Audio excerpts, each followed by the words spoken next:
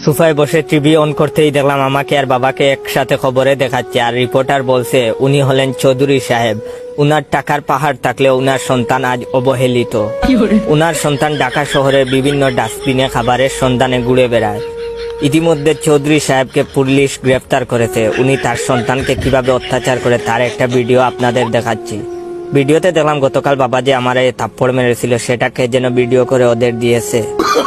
তার একটু পরে শ্রাবণী আর শ্রাবণীর ভাইকে খবরে দেখাচ্ছে। শ্রাবণী কান্না করছে, আর শ্রাবণীর ভাই সাংবাদিকদের বলছে ওই ছেলের সাথে আমার বোনের বিয়ের হওয়ার কথা ছিল, কিন্তু যে ছেলে নিজের ঘরে এত অবহেলিত সে কি করে আমার বোনের দেখাশোনা করবে। এই ছেলের কাছে আমি আমার বোনকে বিয়ে দিব না। খবরের মাঝখানে এইবার অনন্ত জলিলকেও দেখা যাচ্ছে। অনন্ত জলিল বলছে আমি ছেলেটার ভিডিও দেখেছি, খুব কষ্টদায়ক ভিডিও। খাবারের সন্ধানে ছেলেটা পাগলের মতো ডাস্টবিনে খাবার খুঁজছিল।